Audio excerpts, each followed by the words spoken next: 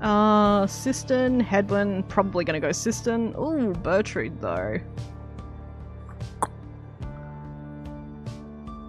Hedwyn's stats are like pretty balanced, so I think I'm actually going to go Bertrude.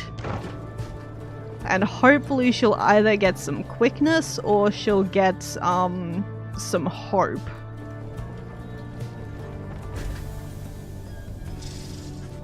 En route to the mountaintop, you pass by a monument to Luce Glorian, and Bertrude happens to take notice. Ye ancient gods who fled among the stars, grant thy boon on sandalwood, if one is to be granted, for he shall put it to good use. He seems to still believe in ye, to some extent at least. Thus shall we do the same for now, and honour thy traditions. Soon she has finished paying her respects. Bertrude is such a beast. Like, she is so good. I'm really worried about this battle against the witches. I don't know how my loadout's gonna do. I'm thinking Hedwyn's probably going to be a bigger part of it just because he can aura cast so quickly, and that's gonna be a big help, but we'll see. I wonder if she does her nails or if they're just naturally that color. I mean, she has these horn things that are also that color, and horn and nails are made of the same thing, right? Like, they're both keratin or something. So that would suggest that they grew that way. As you prepare to continue your ascent, you sense that Luce Glorian has shown her favor. +2 presence? Oh my god, her aura is going to cover the entire map. That was the one stat I didn't need. I mean, thank you game, but that was the one stat that I did not need. You could rock those horns and nails, Ash. Cosplay ideas. You and your fellow exiles gather at the foot of Scribe's Gate before an archway carved of stone where stands the Gate Guardian. She's so sweet she wished the blessing on her tree friend. I get the feeling that Volfred is the only person she actually, like, likes in any form. Greetings to you, Celeste. I see the exiles of the Nightwings have returned, even as the cycle of the rites begins drawing to a close. The Nightwings accept this as the will of the scribes. The Gate Guardian laughs at this softly for some reason. Are they two of the scribes? I'm on to you too. Well, hair, nails, and horns are all keratin, but I don't have brown nails. Okay, also a fair point. You can't send up Sandalwood if you don't also send up Birdie. But like, that, she wouldn't fuck us all up. She's resigned to the fact that he does not like her back. And you, Tariq? Do you accept their will as well? But the lone minstrel does not answer her. It is no matter. Now, Nightwings, each of you come forth and state what it is that you seek while crossing Scribe's Gate. I don't know why that's so hard to say for me, but it is. One by one, the Nightwings declare themselves. You all pass through as before. When Volfred takes his turn, Celeste stops him. You. I see you wear the raiments once again. Explain. The cycle of the rites is ending. While I do not know exactly why, I have my fears. One of my contemporaries, he who fell from the summit long ago, he lives and seeks his liberty again. Are humans the only species that can demon? I think Bertrude is the only witch we've seen with those horns. I was thinking about that. He stands against us now, and believes his triumvirate to be the true Nightwings. Demonic Sir Gilman? Oh my god. I want that plush. I remember well the contemporary whom you mean. Then the Nightwings stand divided. Yes. And so I wear the raiments once again. In case that it may to help— That is the face I make every time I stuff up a sentence, by the way. Now you know! In case that it may help to right this wrong. Ricky's mustache is actually his horns. For I am Volfred Sandalwood, and I seek liberty for each of us, so that one day we all might stand shoulder to shoulder on the other side, and bring our freedom to the people there. You're arrogant, buddy. Nobody cares about your name. She considers Volfred's words for a moment. I see. Then move along. The Guardian of Scribesgate regards you all, and then she beckons you onward. Hello friends, Rocket! Hi! It's been ages! I meant to say rockets, but I've just been messing up English for the last 10 years, so that didn't come out that way. The 8 scribes bid the Nightwings welcome. Go forth with glory. Samia. Celeste. What is it, Tariq? Does she just camp out up here? It seems so. Yeah, I've been super dead lately. Know that feel. What does she eat?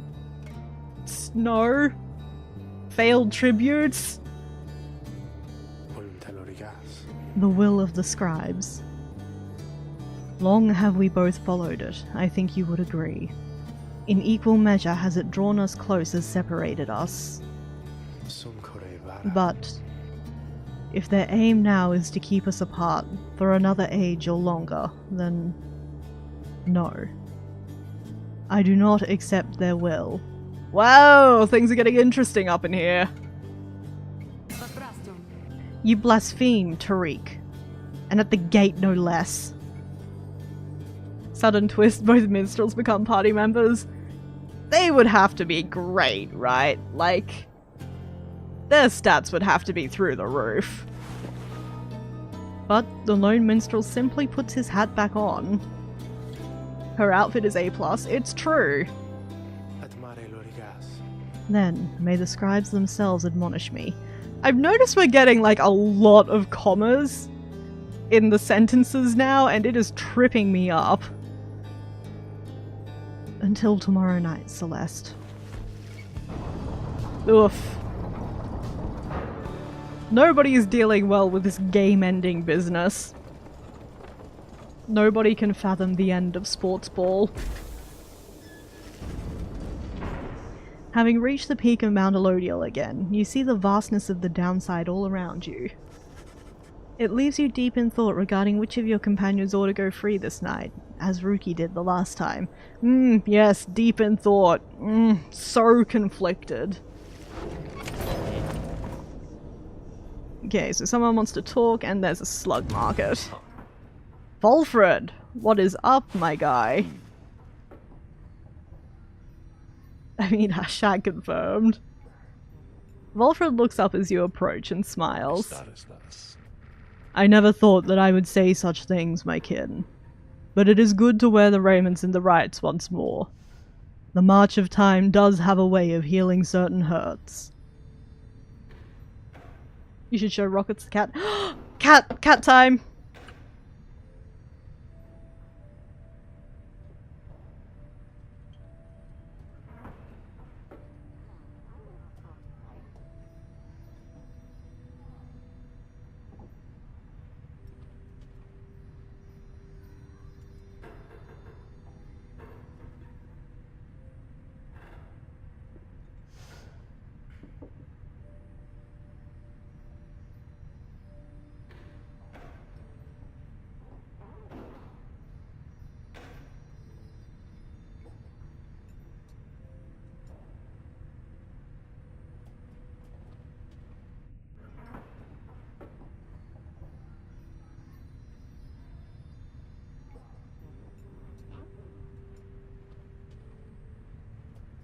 So my friend brought over this cat bed that was for a cat that she was cat sitting, and I didn't think that she liked it, but look!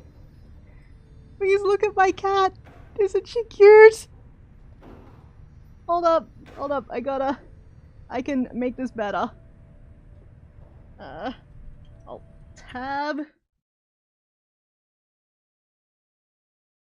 Oh no, I think I'm crushing her in this. I'm sorry, sweetie, I'll stop soon. And look!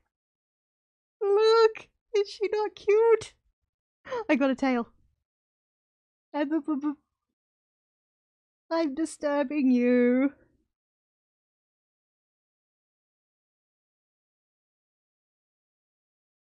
Oh! She's trying to attack my hand through the bottom of it because it's moving. Oh, hey, sweetie. Can I pet you? I can't move my hand. Oh, I am being attacked. And she's biting me.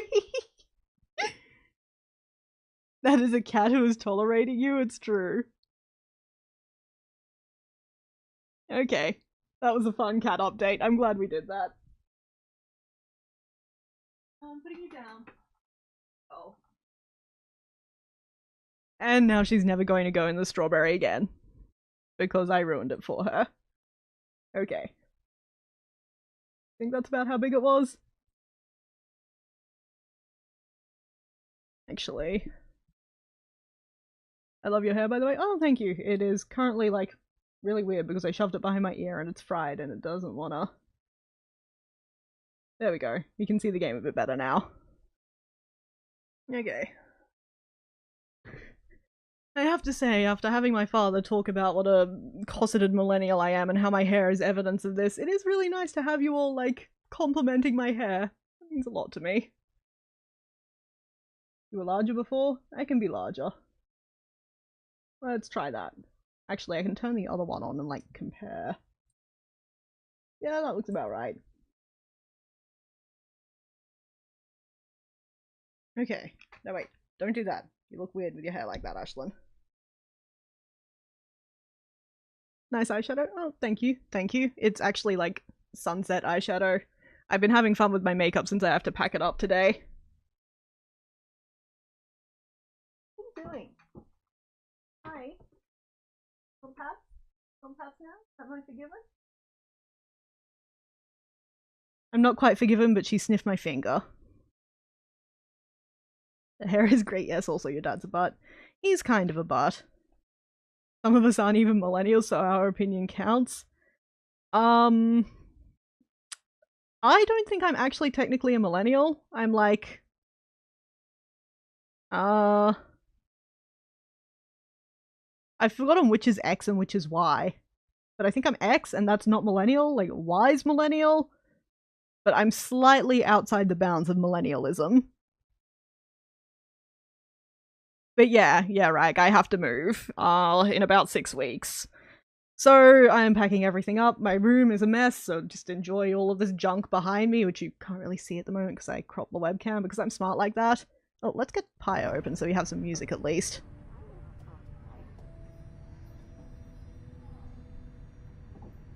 I'm X. I can't be okay, so I'm probably not X then. Why? Okay. Hold up one more second, we're googling this. This stream is officially just off the rails. Okay. 1990... Help! Oh, my controller's holding down buttons. 1992 generation. Oh wait, no. I am a millennial. Ha! That means I get the memes. Rag, I think you and I are on the Z boundary. 1997 it says here is the end of millennials. You were about 6 years younger than me, weren't you? So yeah, you're probably Z. Millennials is followed by, God help us, iGen. I've heard them called digital natives, which I like better. Or as only 90s kids will get, a 90s kid. That's my generation. It's true.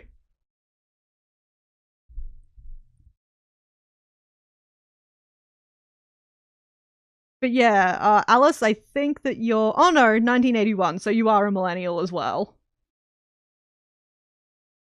Wait. Are you moving to good internet land? I really hope so. Like, I am worried about, like, the logistics of moving in that regard. Like, I just got good internet here and now I have to find somewhere else with good internet that will let me have a cat. And I'm super... I was counting on my hand, but it's the wrong hand. You can't see it. Nah!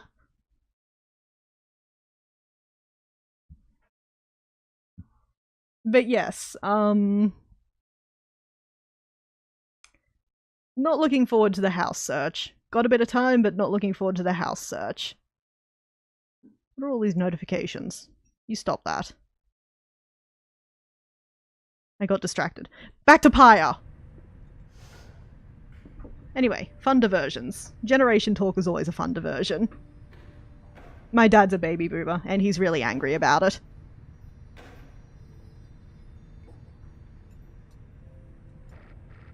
Besides, the Nightwings of today, we are a very different beast than the Triumvirate which took me in almost a decade ago. I thought the cyberpunk dream was wearing sunglasses during the day.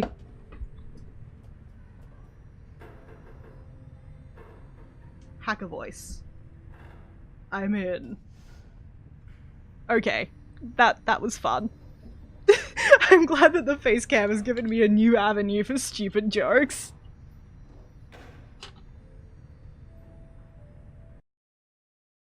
Ah! Where am I? Oh my god, I thought the game froze. I'll help where I can on Search and Ash. Ah, thanks. Cat is... Person cat, not my cat. She wouldn't be very good at this. Cat has already done like a preliminary search, and apparently there's a few places in like Hurston that aren't too expensive.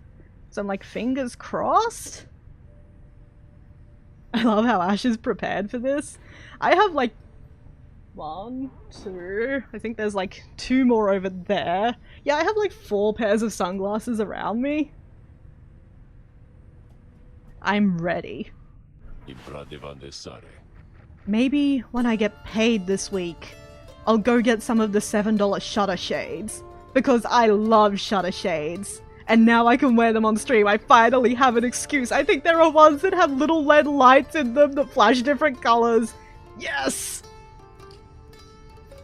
Ours was a triumvirate of exactly 3. Well, 4 with Tizo, who proved to be an exception. Though, historically, the Nightwings never took on more exiles than needed. Hats are not cyberpunk? Hats could be cyberpunk. Oh my god, Ash. You're looking forward to it. There is no way you can't be looking forward to it.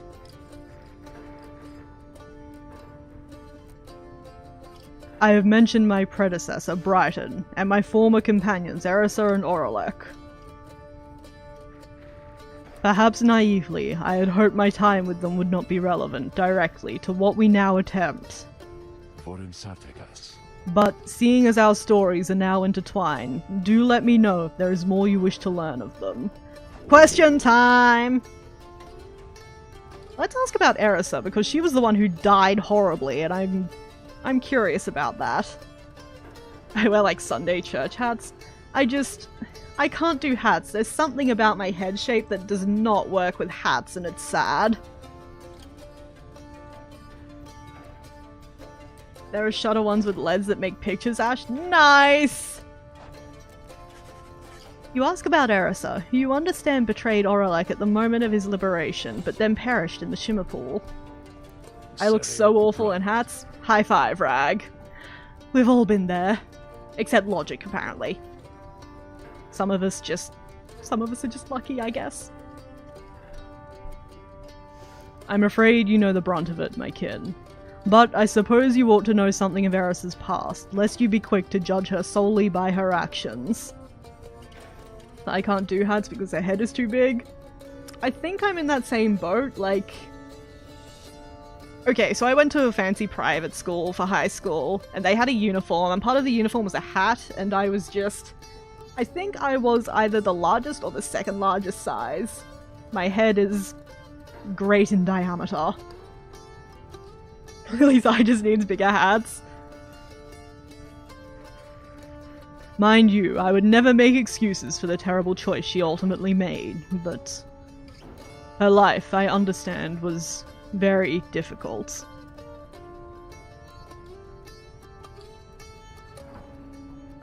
Get some of those TF2 modders on the job! But I'm so sad you can't see all of my hand movements. That was a perfect drum roll. Or not drum roll, I've forgotten what it's called. My life is sad and devoid. Erisa had been exiled for the foulest of acts. You could see it plainly branded on her face, such was the heinousness of what she did in the eyes of the Commonwealth. One of the reasons I can wear hats is because my hair is as boring as humanly possible. I just look weird without my hair framing my face, and hats tend to like squish it down, and it's odd. It is not a flattering look. She was an apprentice blacksmith in her youth, taking up the post left by her brother. He had fallen in battle on the blood border, despite wielding their father's own lance and armor. Her father never quite recovered after this, and had grown cruel and detached. It was Erisa who took the brunt of his fury. He expected the impossible of her. One day, it was all too much for her. So when next he lashed out at her, she struck back. She struck back again and again and again.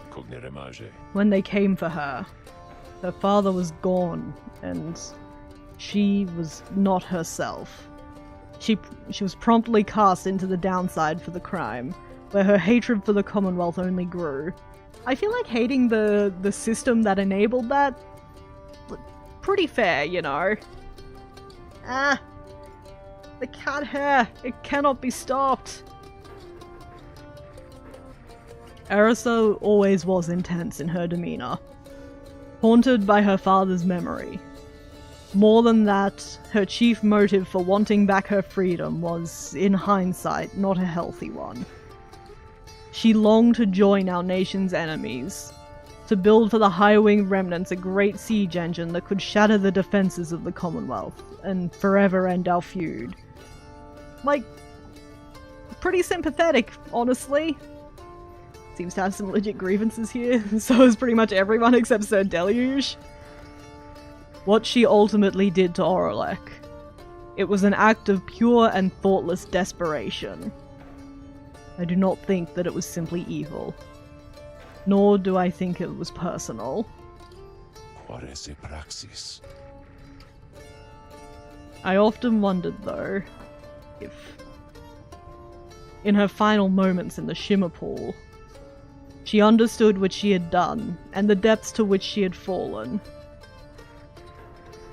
For years, I must admit I hated her, but now, my only hope is that she found a peace untenable during her relatively short life in the Downside and the Commonwealth. Furthermore, I hope the life of Erisa offers some perspective yet to those of us who have not made the same mistakes. Does the Chastity have legit grievances? Well, I'm sure Manly could argue it. Now then, was there something else?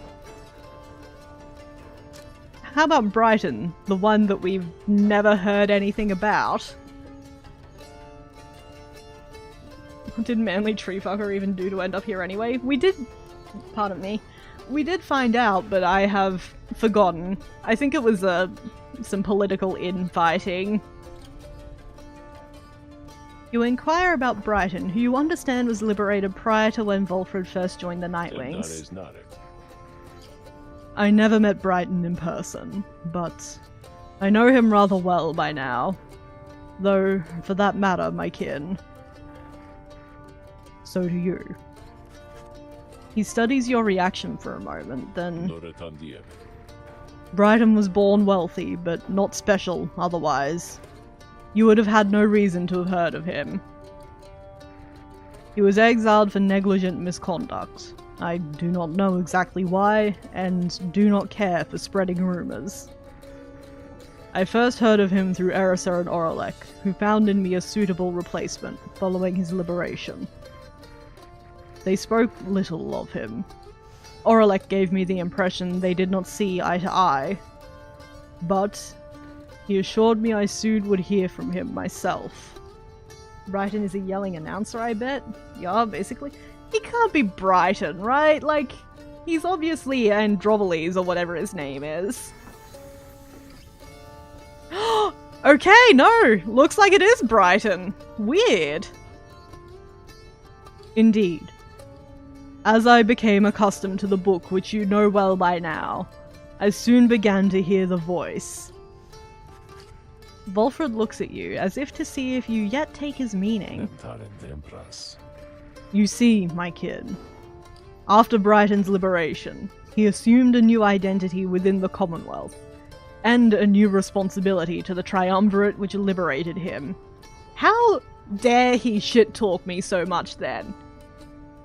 I don't care if he's meant to be an impartial judge, he should be on our side. You never leave the home team.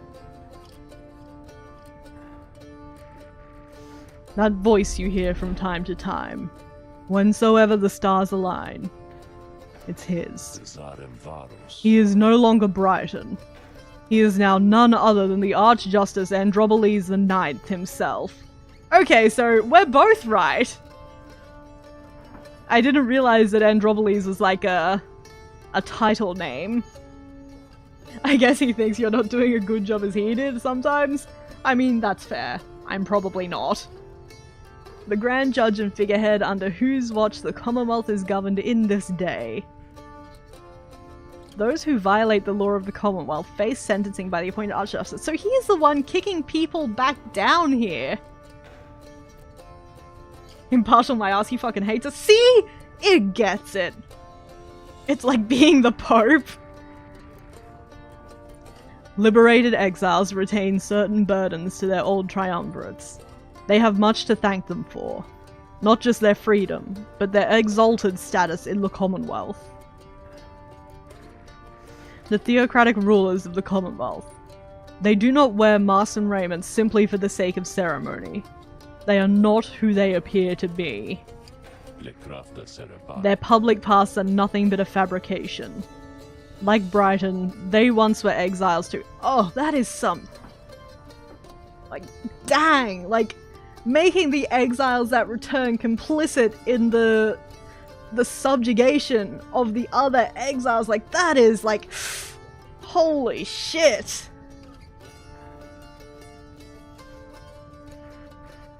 Brighton. That voice. He has no love for either one of us by now. He knows full well what we attempt to do. Yet, he is bound by the traditions of the rites. He shall always stand on ceremony and complain. But I think he knows, deep down, that he is powerless. How ironic that one of such high status in the Commonwealth should be so frightened of some long-forgotten exiles such as we. Anyway, that's Brighton for you. He must have seen in you the potential to be one of his staunch supporters for a time. If that's a path you'd wanted to pursue, I should apologize. I wonder if we could have, you know, like, could we play this from the other side? Could we be a plant? Now then, whom else should we talk about? Let's ask about the only person there is left to talk about. Tell me about Aurelek. You ask about what Aurelek was like when he and Volfred first became acquainted. Volfred remained silent for some time.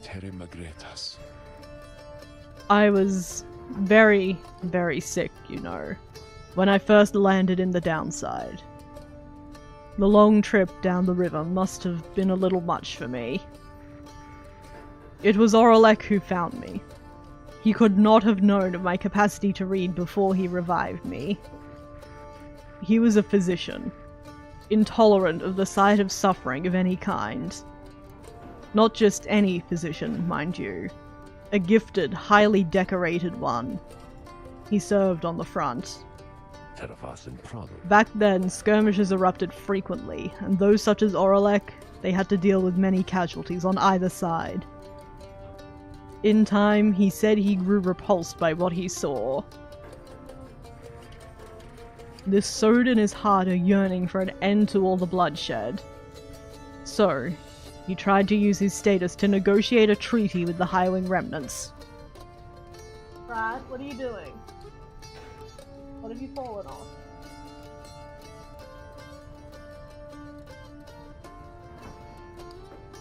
I heard clattering, but things seem to be fine.